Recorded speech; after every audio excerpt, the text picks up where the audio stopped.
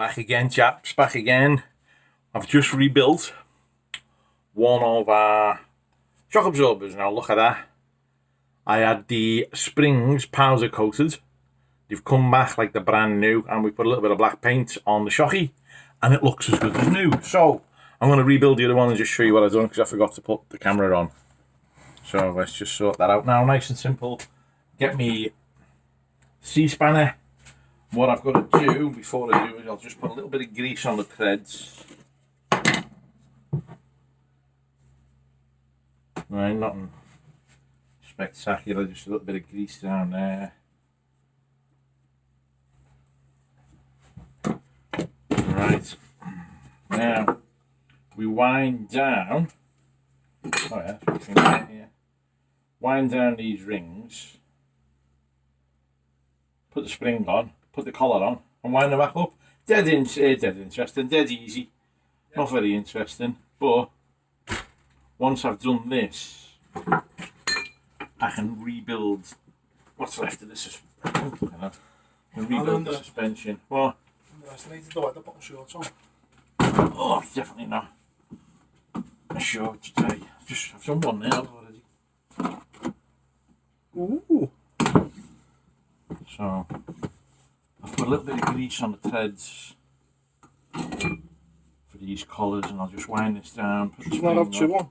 What? Oh, you fucked one, didn't you? I cut one off, didn't I? So we're going to rebuild it, and then once it's all done, because I might have to cut some off the back, I'll order some fresh collars off Tinterweb, and then I'll take them off again and do the final setup. But for now, I'm not worried about where everything's sitting. We just want to get it out, turn it around, and then we can start on the back. That looks low enough. Get your muscles on there and pull that shocky up.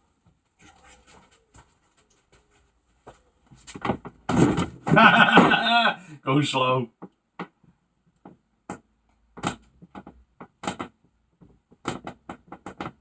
I think the shock absorber's working. What? I think the shocky's working. That's it. Where's the kitchen paper? Just want to give that a little wipe, just in case there's anything on it. Well, one bit on the door, I think we used it all. Should be one. There was a white one as under the bonnet.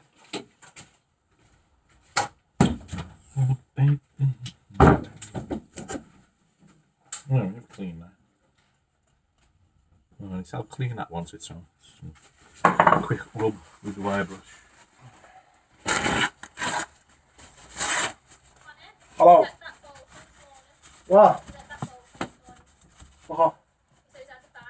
Nice and clean.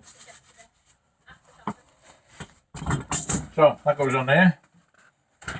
That bit. Clip. That might need to go down a bit more. Just to give me the height I need. The lower I can get that, unless I have to struggle with this.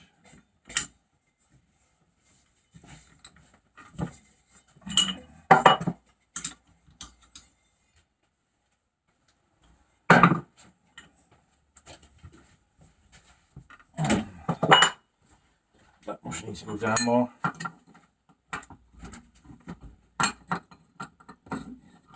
Yeah, it's got a couple more mil play in it, which is what I need at the top.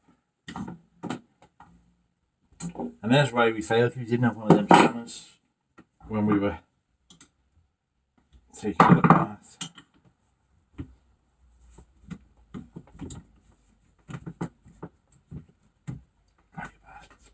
Okay, now.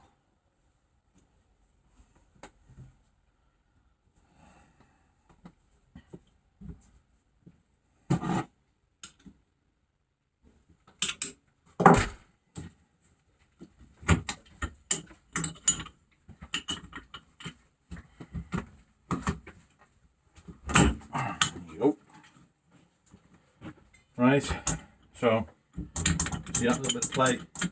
Yeah. What you do now is you wind that back up, and it's done. Then you lock one against the other. Now what we did before I stripped it down, I measured the thread from the bottom of the locking ring to the edge of the thread, and it was 11 mil, 11.5 mil. So if we get them back to 11.5 mil with the digital calipers, digital vernier, then when we put it back on the car, the geometry will be almost exactly where it was. We still take it to the four-wheel alignment place and get it all redone. Oh.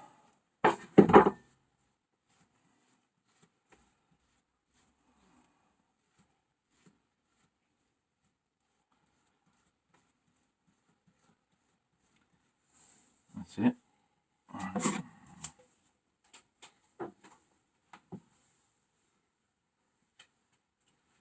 Now look at that.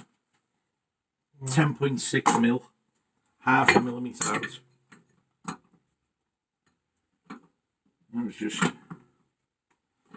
not even checking, you know what I mean? So.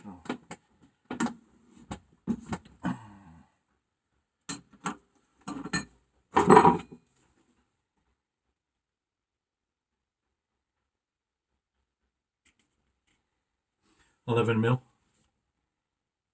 There you go, put that back in the thing.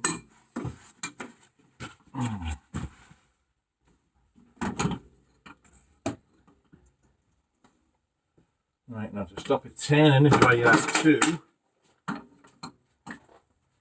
Lock one in one way, one in the other. Tighten them against each other. That's it, now they're locked. Put that back on the car. Forget about it, and to refit it, it's just a bolt top and bottom. The only thing I might have to do, there's no might about it. You just gotta make sure that these bolt holes line up. There you go. Right, let's get these back on the motor. Right, while Connor's fitting that one, we've got this one on. So, let me stand away so look at the difference that makes. We've got a nice shiny red caliper, nice brand new brake disc there, spinning gorgeous. The shock absorber's been reconditioned, all the wishbones have been cleaned up and painted. And we're just putting the second shock absorber on over there, so done. Once we've done that, we're gonna bleed the brakes, so we'll do a video of us bleeding the brakes, show you how that works. Then we're gonna put the fuel tank in, take it out, start it up, turn it round. Okay, right, update for you. The brakes are in, the brake pads are in. I forgot to put that spring on, no problem. I've bled the brakes, but where we redone that union there, we put a little bit of tissue under there and it's been wet. So that tells me that that T-piece is the female threads that have gone, not the male pipe that I remade. So I've made a new pipe anyway. So what I'm going to do is go and order a new female three-way, because I haven't got any of them. I know I haven't got any three-ways. And it's Sunday tomorrow, so I don't know if I'll be able to buy one anywhere because most places are shut. But I'll make some calls. We'll replace that and then we'll re-bleed the brakes. But with the exception of a damaged pad or a damaged union, the front's looking good. It's all been painted. We've got reconditioned it all. We've got the caliper nice and clean. We've had the springs powder coated. Everything else has been rubbed back to bare metal and painted with the enamel paint. So we've obviously been primed. So yeah, that's where we're up to. But we wouldn't know that that union was damaged until we started bleeding the brakes and putting some pressure on it. Now we've done that and we've put the pressure on. I'll buy one of them, which there it is there on my finger, which will cost about, well, I don't know, £3. And it'll take a couple of minutes to change it. And then once it's been changed, we'll re-bleed the brakes. It only takes a few minutes to bleed the brakes, and then we're away. Right, pull that gallon of brake fluid out of there. And put it in the car. Because if you leave it there, the bonnet won't close. And then we're done. So, that's the progress that we've made for today. But once we've done that, we can get the wheels on it, and then obviously once the wheels are on, we can bring it out, spin it around, start working on the back. So got the messy jobs out the way now. Update for today. The wheels are on. Take 3. Take 3. Connor's, I dropped the phone. Connor's putting that wheel on. We've got a new T-piece in. We've made that new brake pipe there. We've made a couple of them because the first one was too short. So what we're going to do now is obviously we're going to drop it back down, put the fuel tank in, start it up, drive it out, turn it around, put it back in the other way so we can start working on the back end. And then obviously once I've gone, well, I'm not going far, I'm only going to turn around on the path, take the fuel tank back out and have a look at all of our fittings, because I'll put a bit of tissue under the fittings and make sure there's no fluid. If we've got fluid, something's not right, it might just need nicking up a little bit, or we might have a dicky connector, but we'll see. But if you have a look at the reservoirs, this is our brand new brake fluid, and that's the old stuff, so you can see the difference straight away. Obviously this is for the front, that's for the back, and that one there will be for the clutch, but we'll get to that one a little bit later on. But the front's looking a lot better. All the chassis has been rubbed down, painted. We've had the springs powder coated, and you can see the caliper over there. So yeah, it's all good.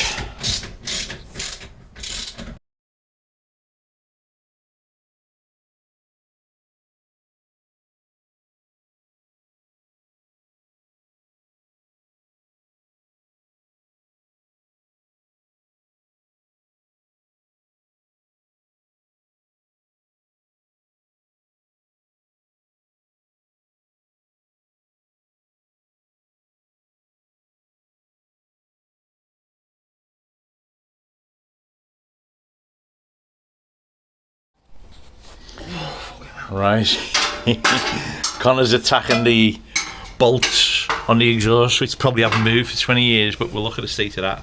We'll put all new bolts on it when we rebuild it. What I've done is the electrics for... I don't want to strip it. Don't worry, man, it'll cut the fucking thing off if we have to, because we'll put new bolts in. So what we've done is I've marked up where the electrics go. So let's start at the back.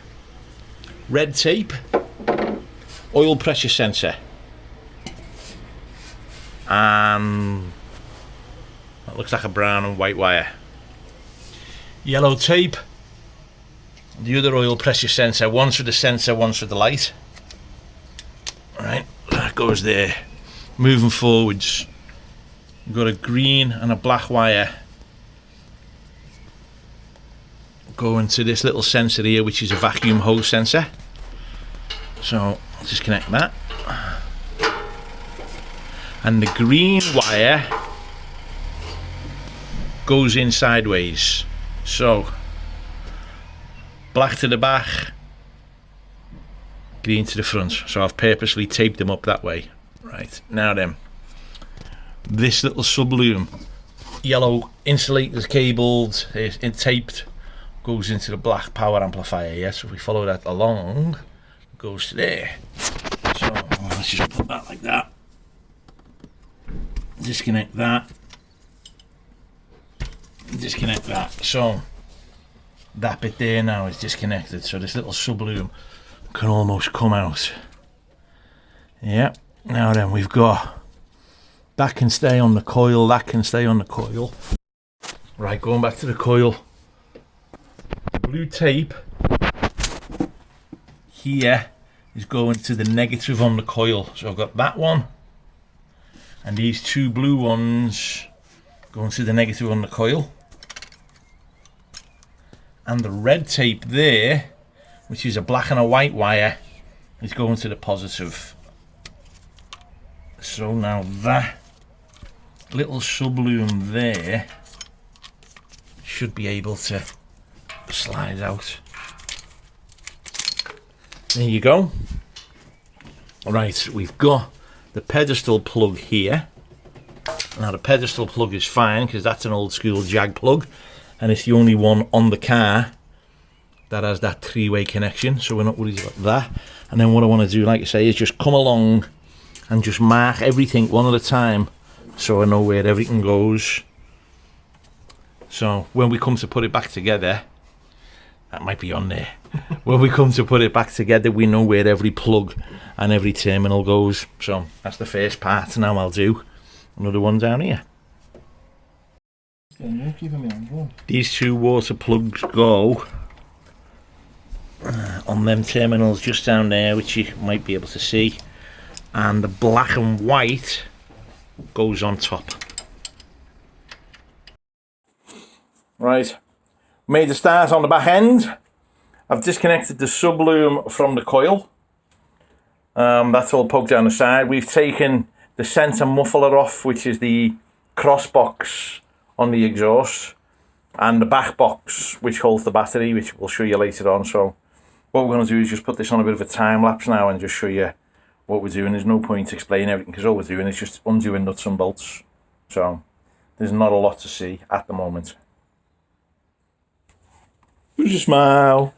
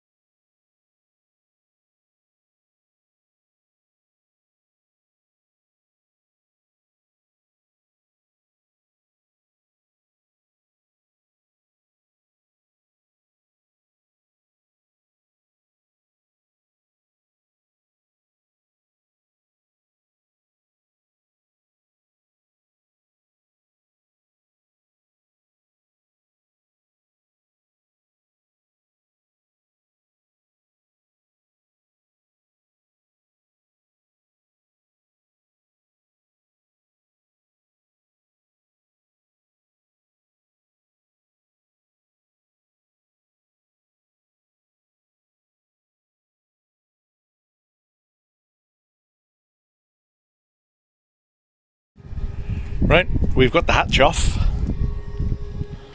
and we've got, moving the flowers out the way, the rear grille off, the battery box, the exhaust's off, all the wiring at the back has been disconnected, the gear selector cables have been disconnected. There's 6 bolts holding this on. Once I've got them off, I'll get underneath it with the jack. I'll disconnect the drive shafts, the oil lines, because underneath here there's 2 oil coolers. That's them 2 hoses there, look. The oil cooler, there's one there. So we'll disconnect the hoses off the oil cooler, and obviously we'll get a bucket under and catch as much of the oil as we can. That can all be recycled. Take the drive shafts off, then I've got to get right underneath it because I've got to get to the engine mounts and the exhaust manifolds to take the downpipes off. Then I've got to disconnect everything at the front end, but as far as I can see, everything at the back now is disconnected. Obviously the water's not, because we're going to push it out onto the street, well onto the drive, before we disconnect the water. We're going to push it out onto the drive, because if we open the pipes, because we've got carpet down and matting for sitting on and things like that, obviously they'll get soaked and they won't dry out. It'll be a pain in the ass. So for the sake of 5 minutes, we'll push it out onto the drive. We'll disconnect the water and the fluids outside. So yeah, if all goes to plan, by tomorrow afternoon, if we get out of bed early enough, we should have the engine and gearbox out. So I'm going to have to bring my engine hoist over, the axle stands and all the other bits and bobs that we carry. So that's where we're up to. It's raining, it's pouring, the fat bloke should be snoring. Right, hammering down. I've got it up in the air on a couple of axle stands. What I've got to do is get underneath and dismantle, well not dismantle, take off the exhaust manifold downpipes, take off the engine mountings, and disconnect any hose work that's connected underneath. But because it's persisty walloping down, as soon as I lie down there and wriggle under there, I'm gonna get fucking soaked. So I might just have to leave that for a day or so for this rain to go off. So I've been inside, there's not much I can do inside. I've disconnected the loom. I've disconnected the loom there that controls the fuel injection. It can only go back on one way, multi-plug. I remember that from when I had my V12. But like I said, I don't want to start disconnecting the water hoses, because we've got these rubber mats on the floor and just that little bit of carpet on, so that when you're lying on it, you're going to get soaked. So the goal is unbolt and dismantle everything that I can get off, and then when I get loosen all the Jubilee clips, everything I can do, then when I get it outside in a couple of days when the rain goes off, then we can dismantle all the hoses, let all the fluids drop onto the floor or into bowls and buckets and stuff, and you're not getting in here soaking wet. Then we can roll it back in, and what I might do is try and find a way. I might have to clear something out over here. I'll figure it out, roll it in such a way that I can put the engine in the garage. But the problem is going to be getting the engine over this bloody step. Although we've got a dolly which is over there, getting it over that step, they're not like these engines. Fucking hell, they weigh, I think the engine weighs as much as the rest of the car. So if I remember rightly, it's about 300 or 400 kilos, the engine. It's a big heavy thing.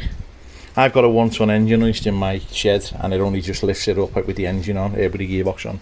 So anyway, I'll crack on while Connor's gone to get Paige from school, so we'll see. The back end's apart. Obviously the rear valance is off, the grill's out, the rear hatch is off, the drive shafts have been disconnected. Okay, now what I can do is I can wriggle underneath it with some extra long extension bars, disconnect the exhaust manifolds, because the exhaust pipes come down and bend out and come back up. There you see, so the engine won't come out with them connected. Everything at the back is disconnected. All the electrics at the front are disconnected. The only thing now that's still connected is the fuel and the water. So, and oil coolers, but obviously we've drained what's come out of the oil coolers into the bucket. So two over that side, two over this side. I've got an empty plastic bottle in my car, so we can pour that out of there into the bottle, and then that can go down to the recycling place. So yeah, at least now we're getting a look at what's going on, and once we pulled it out, then we jet wash it all. We can start cleaning it and reconditioning and changing what needs to be changed.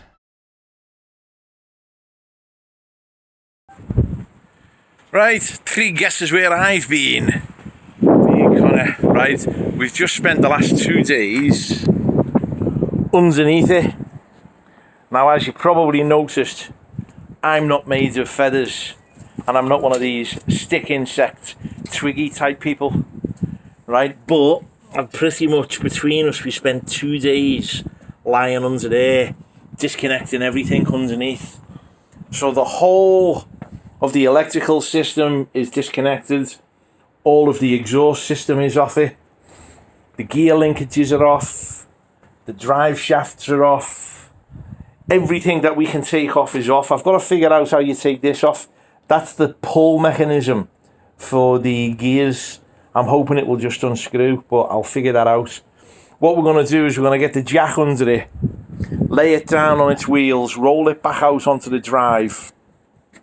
Then we can disconnect all of the water systems and obviously drain the water out here on the path, rather than have it go all over the carpets. And then once we've done that, we'll go around, we'll double check everything is disconnected, and then if we get time tomorrow, we'll come back with my engine hoist and take the engine and gearbox out. So got to do a little bit of Googling on that there. Look, so if we unscrew that, what was that popping then, that bang? See, that's still there. That piece is the, when you lift your gear stick up. So maybe that just unscrews. I don't know. I'll get a pair of pliers on it and see if I can make it twist. But that's where we're up to. Say hello. Hello, what's happening? Just got out of bed. See you in a bit. You on? And we're down. Touch your toes. Now, just in case there's any oil left in the system, just poke them hoses up through. But just sort of higher. And that way, if there's any oil left in the pipework, it'll sit in the pipework rather than leak all over the floor. That's it, mate. Just check it's clear. We'll push it out. Just even this bit of cable tying. Set that up on a thing. If you want, yeah. Put it back on the table. Ready then? Yep. Don't forget we have to swing it in so you have to turn off.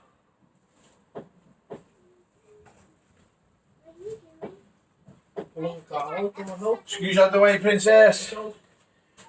Right, you got to come to me a bit to get a roll over them. Yeah.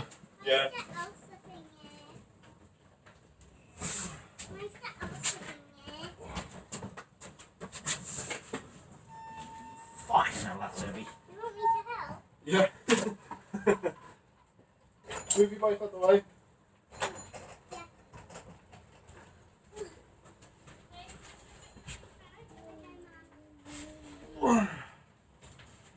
Ready? Now we're going to roll it backwards, so you need to pull. Ready? I'm going. You're going to have big muscles on it. 3, 2, 1, pull. Watch him stop.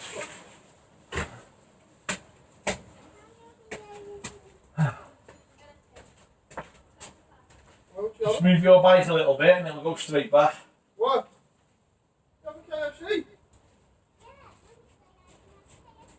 Don't ask me if I want a KFC.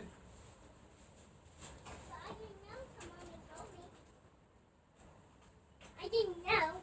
Because Mummy didn't. Kentucky Fried Cat. KFC. Are you having Kentucky Fried Cat? No, Mum had. You know what I always have from KFC. What? It was Kentucky Fried Hedgehogs. You ready?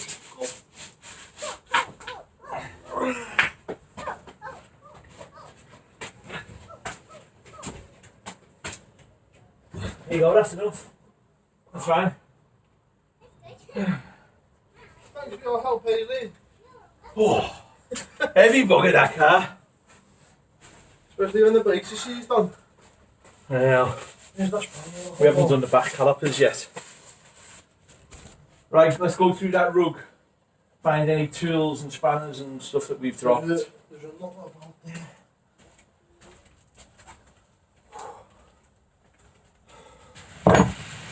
There's our magnet and the stick. So that flips it, look, everything that's on it. Well, everything that's on it now into that wall.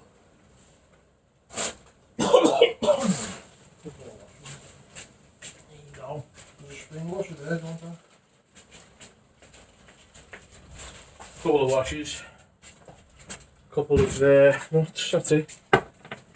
So, oops. Give us a wave, say hello.